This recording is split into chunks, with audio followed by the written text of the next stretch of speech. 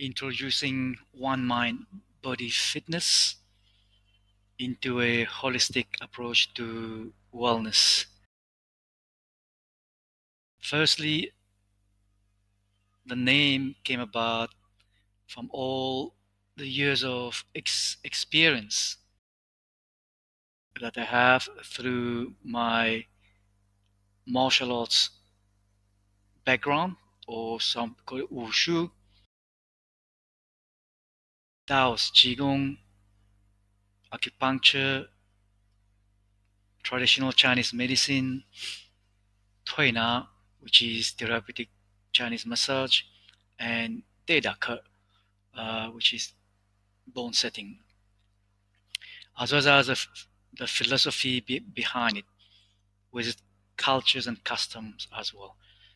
So, with all these experiences of over 35 to 40 years, we have been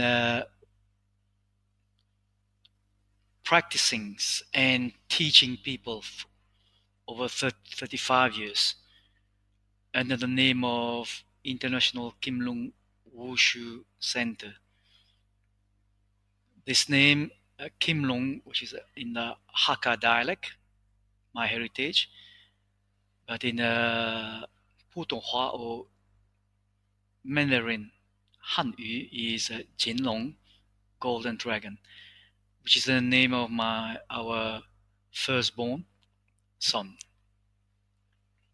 Was named after him.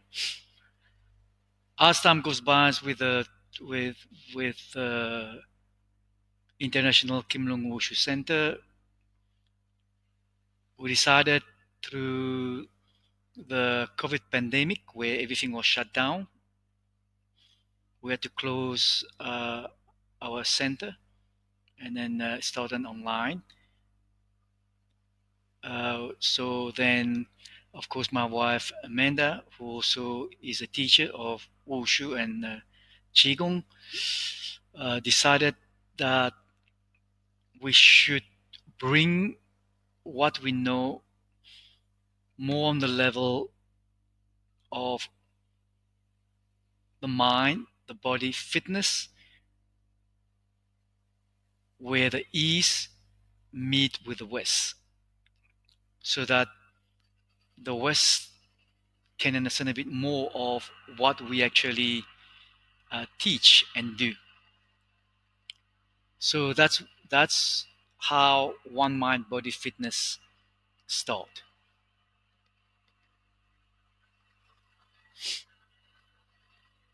Well, to understand the concept is a way to find the balance, calmness, clarity in our busy schedules, or in our environments, or even circumstances. So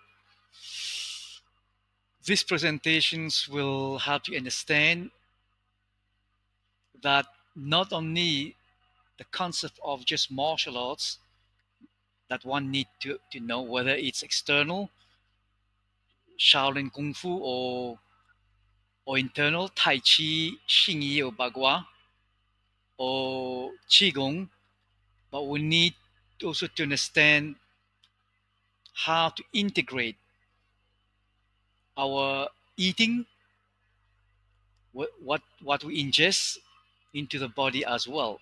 So so that the person can understand how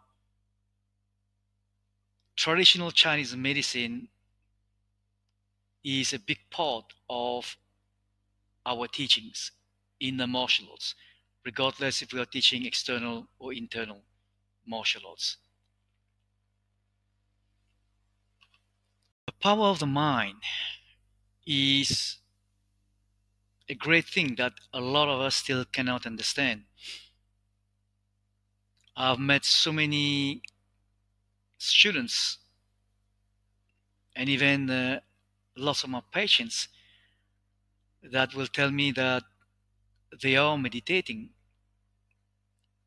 You know, they don't meditate like I do. I meditate 7 days a week, I don't take holiday from my meditations, like I always tease my students. Uh, but I found in the West, a lot of people doesn't like to meditate every day. They will meditate only when they need it, which is quite wrong. If you really want your state of mind to be calm, or if you want to reach the level of consciousness where you can find a deeper meaning of what your mind is about. So activating the mind is a must, but how to do it, that's an important factor. That we cannot just sit cross-legged or in Zanzhuang standing posture and to say that calm the mind.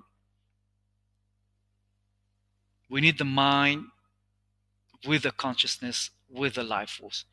But each must be distinguished individually. Where we can explore the components of the mind, yeah, of course, we need to learn how to activate the mind to reach clarity and a calming states. If we want to reach an optimal fitness level and a general well-being. General well-being for me with optimal fitness level is not on the physical aspect. We need to train the internal to the external. But again, I found out a lot of people train the external more than the internal. So that's where the stress then starts. Or they start panicking where something emotionally is going wrong with them. So we need the willpower with the help of the mind will, the spirit,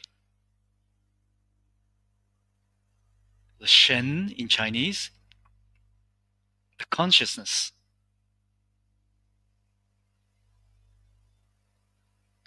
So the mind will triggers or can activate your four emotions of worrying, thinking, fear, and fright, which is earth and water. The connections of the organs will be spleen, stomach, kidney, and urinary bladder. So to understand how to activate the mind will, we need to make sure that we know how to bring these four emotions into balance. Then slowly, then we move on the spirit, the Shen. The Shen reside in the heart. So spirit can be heart also. So the heart, which connect to your emotions of joy, but not only joy, but at the same time anger, which a factor that we don't look into. We always look joy and happiness within the heart. We are taught in society, find the happiness, find the joy. But what about finding deep within your heart the inner darkness that we have and the boiling heat point that we have, or even surround the heart? Then slowly, once we get into the darkness, we can slowly go deeper and deeper to find the balance within the darkness until we reach the brightness, which in the form of joy, in the form of happiness. So to understand the spirit or the heart, it's a very delicate aspect. It's not that simple like everybody always say. Then I will ask them, but why are you still stressed? Why are you still emotional or depressed? Then they look at me and they start laughing. Hmm. Or they will say, oh, I need to go to a retreat first, and then I'll be fine. A week or 2 weeks retreat, come back, same thing. Okay, so let's move then from mind, will, spirit, heart, and then the consciousness state. The consciousness state can also be equivalent to the heart, the spirit, together with the mind will, because it will form all three of them. Okay, so where we say, oh, connection to connect with the five stages of the five evils. Okay, the form, the action, the perceptions, the mind, and the consciousness. Okay, here we have these three components, which is right. So when you learn the Taoist Qigong with me, then you will learn how to connect with all three of them. At the same time, you will learn about the five evil stages also, so that we can connect and then discard and then bring them together. So consciousness, the consciousness state have a deeper meaning, and we need to reflect much deeper to be able to attain the level of consciousness. To bring the level of consciousness, we need to bring the mind, will, the spirit, and the life force together as one entity. Then at the same time, you're going to have to learn to understand what is Jing, Qi, Shen, the essence, the internal energy, and then the spirit. Because from a microcosmic point of view, the Yang Qi to the Yin Qi. The Yang, three Tanshen, Yang, three Tanshen, Yin. Of course, we must also not neglect our physical maintenance. It's very important because the yin and the yang and the yin have to work together. So if we need to do some form of physical exercise, yes, uh, you can do your physical exercise. Say you want to do Wing Chun, Shaolin Kung Fu, they are physical, but yet there is a tendency of also internal in my systems. Okay, so if you want to do weights, you can do your weights, do light weights, but you must not concentrate 100% on the weights itself. Weights can help you build a bit of your muscle density, but as we get older, we cannot push too much on the weights because it put a lot of strain on the heart muscles. So you must know how to bring balance between your physical and your internal. So I always say 80% to 90% internal, 20 to 10% external. And you don't do it every day. So the age is very relevant. When we young in 18, 20s, strong young energy, we can do a lot of physical, whatever. As we start going into 30s, body start really to change. 40s it change, 50s change. You, you start reaching 60, it change more and more. So you need to make sure that your kidney yin is in good nourishments. Yeah. So that it can control the kidney yang. Yeah. And then your kidney yang and yin must be in total balance so that it can keep your vitality. And at the same time, you need your cultivation and nourishments of your lower dantian, your life force, so that it can boost your yang qi, make you more stronger. Yeah. We intend also to abuse. Yeah, it is true. Abuse or misuse. Yeah, the body. Sometimes we go overboard.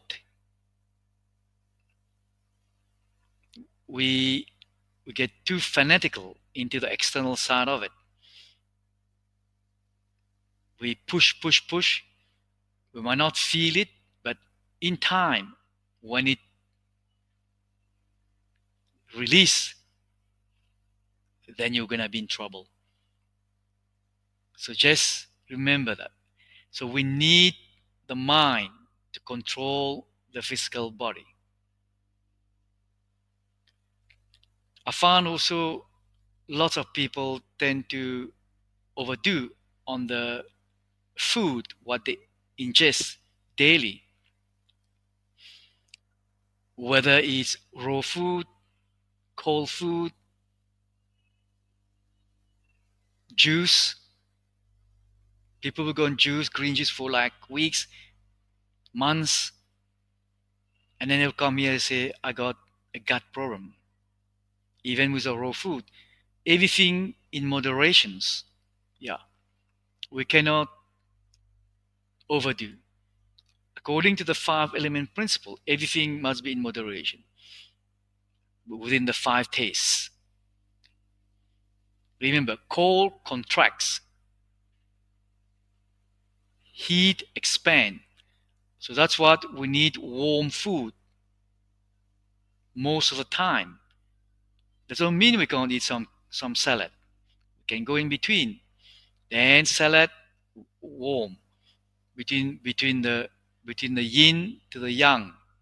We need to bring balance because then the warm can increase the expansions of the qi and the blood circulations so that the nutrient then can flow nicely in our body and digestions can happen nicely and we won't get a lot of gut problem or even constipation. That's if you eat a lot of raw cold food also.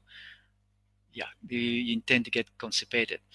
So one thing that we must listen to the body, the inner clock of the body, not what the magazine or on the commercials, social media tell you to do.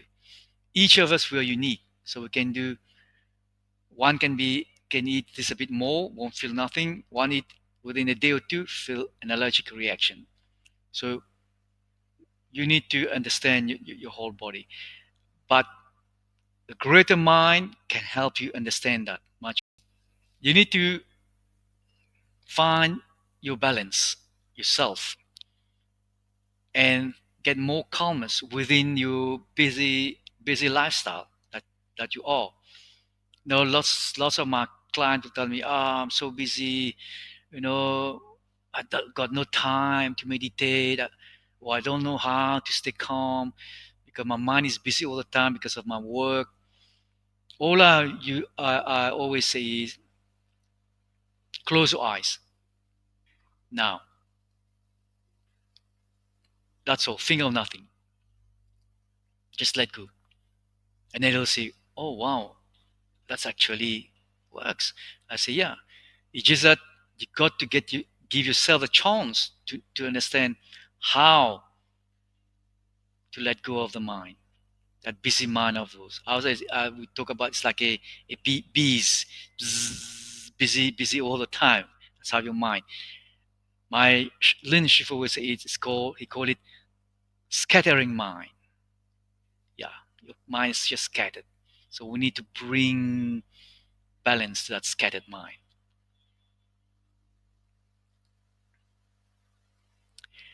Nutrition is a very important factor also for what we ingest, okay, for our physical body.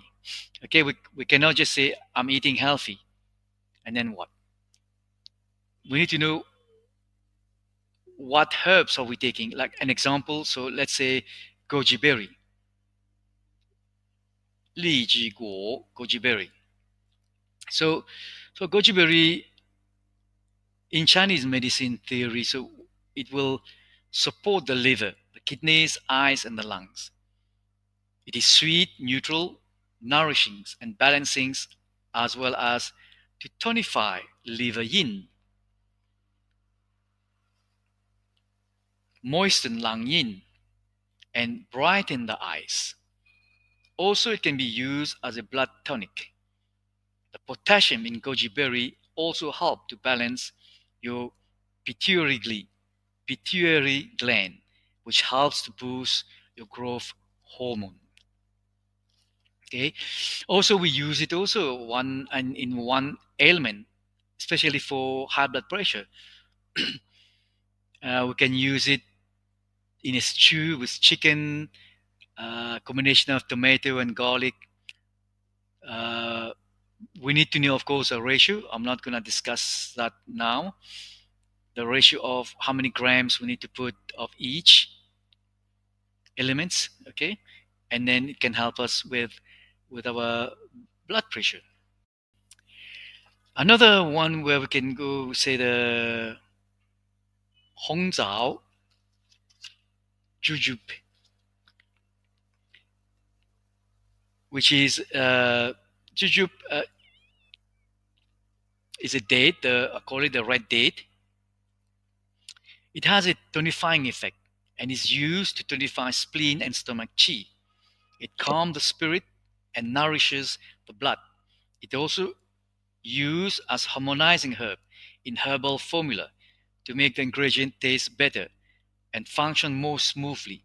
It calms the mind and relieves mental tensions. Clinically, jujube is commonly prescribed as a single herb or in combination with other herbal formula for the treatment of insomnia and forgetfulness. In TCM, it is known as a warming food and is used to remove dampness, nourish the blood, calm the mind, and strengthen the body.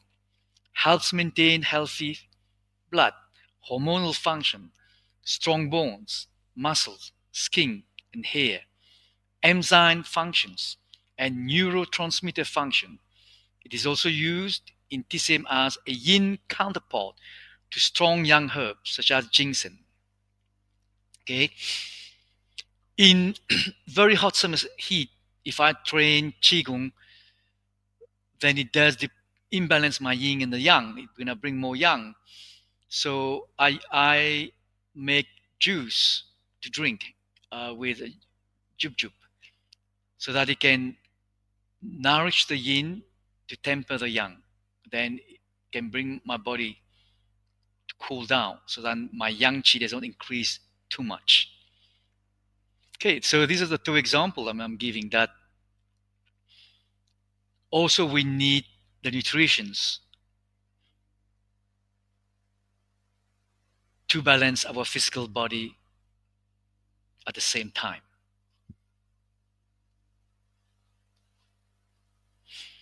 Yeah, the perception that fitness is all about physical beauty or the endurance, cardiovascular. We need to think more beyond that.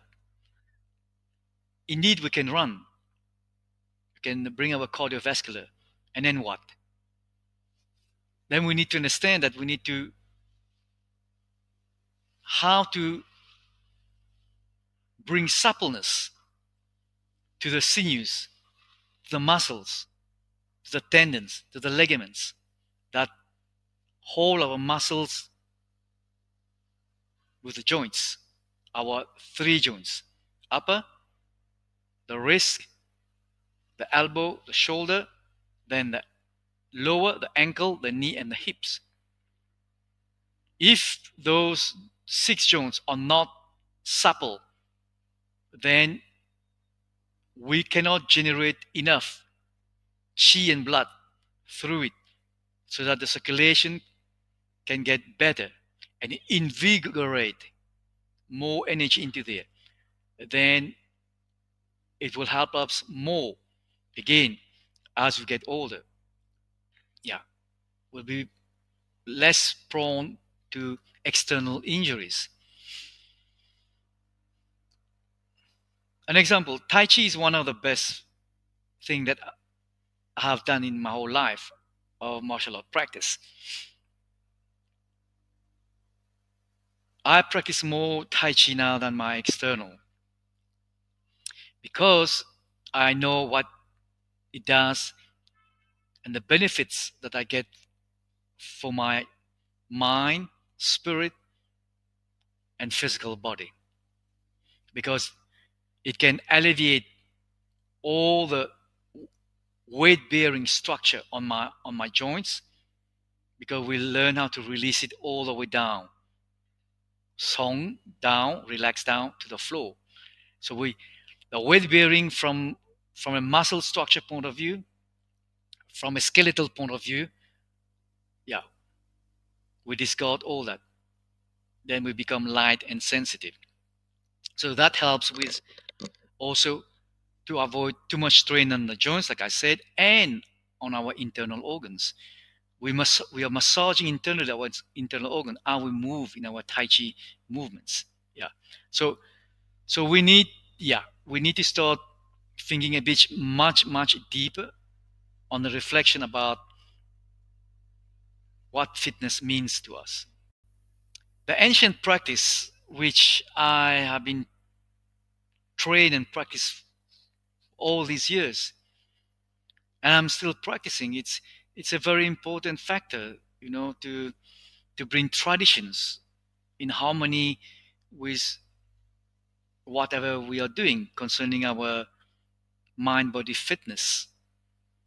It is very important, uh, especially when even now I use it into my uh, qigong practice, or when I do my medical qigong practice I use it on a patient. With my acupuncture I use it, even with my tuina or deda ke, same thing. And when I teach I interpret with a tradition, custom, and cultures. It We cannot separate that. It's very important. Yeah. Whether we are practicing or training kung fu, tai chi, qigong, and philosophy, the principle that we must understand is there should be integrations with all of them, connecting with the traditional Chinese medicine theories. That will help the individual to understand a bit deeper of what he or she is doing. Yeah, because then we cannot just do the form itself and say, okay, that's it. We need to understand what is being activating, which meridian are you activating while moving. When you move into your tai chi, are you sinking your chi down to the lower tangent all the way down to the floor? All these you need to understand. So when we use the principle of TCM within the aspect of our martial arts, external internal, we will promote a holistic point of view to each of them. We talk about longevity. People say, "Oh, live long." Longevity, for me, is not about living long. Longevity means the quality of life we spend each day when we wake up and each day when we go sleep. So that's longevity for me. It's about the quality of life, about your daily routine, what you do, whether you're working, whether you are at, at, at home or wherever. That is an important factor. The quality can bring you quantity slowly, but we mustn't think of the quantity of years that we want to promote. Then it's, it's not right, you're wrong. Promote the quality, forget about the quantity, about how much years you want to put ahead. Okay, so so that helps you a lot if we understand the whole concept of TCM within the modalities that we want to do. Internal and external practice should be one, unison, principle, like the yin and yang in harmony, the interchange between the yin to yang, yang to yin, or the in between chaos that's happening within the flow of yin, yang, yang, yin, which most time when we look at the diagram of yin and yang, we just see harmony. But if we look deeper within the aspect of the diagram yin and yang, we will see chaos, our own chaos. If, of course, then we know how to look and reflect deeper. That will come with your mind need to be in harmony with the heart, the conscious nature, the life force, with Jing Qi Shen. Then we will find that the chaotic disturbance that there is between yin, yang, yang, yin, yeah, of the diagram. So that's what we say, heaven, human, earth. We need to find the balance us as human between heaven, yang, mother earth, yin. We need to bring more nourishments and gain the nourishment and cultivations from mother yin to be able to control heaven, yang as well. So because we are human, we are controlled by the gravity of mother yin, but we intend, most of us to intend to, we want to transcend all the time because we want to feel, I always tease the clinic, the cloud nine, earth good feeling, which is wrong. First, learn how to ground yourself with Mother Yin.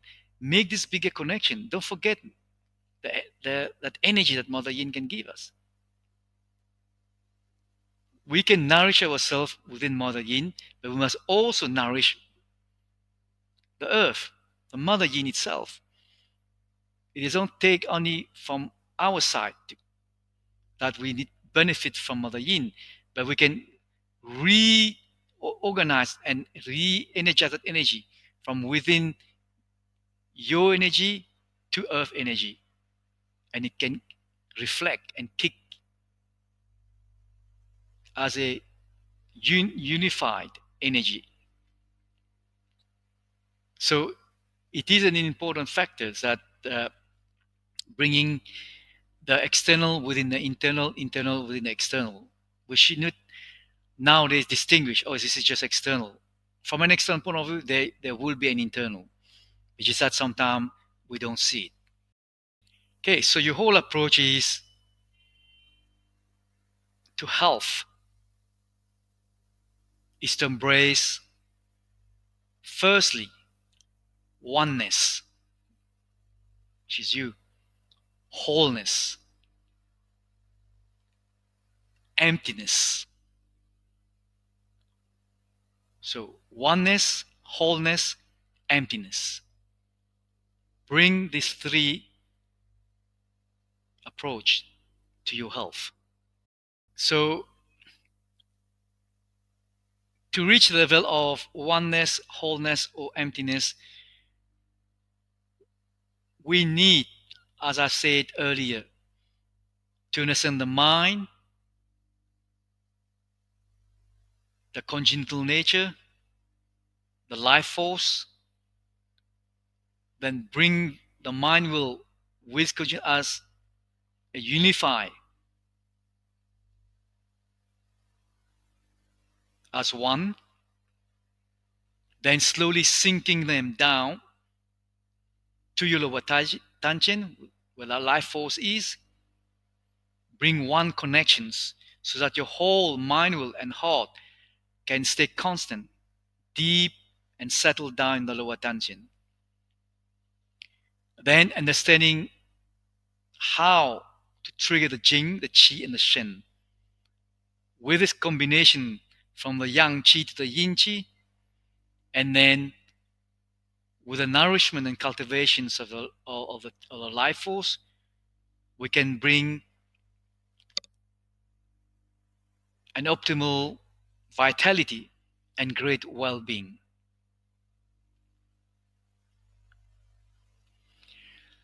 So that's conclude this talk. I hope you will enjoy. And if you have any questions, you can just email us your questions, and then we will reflect on the questions and we'll put the answers in the next talks. Thank you very much, and goodbye.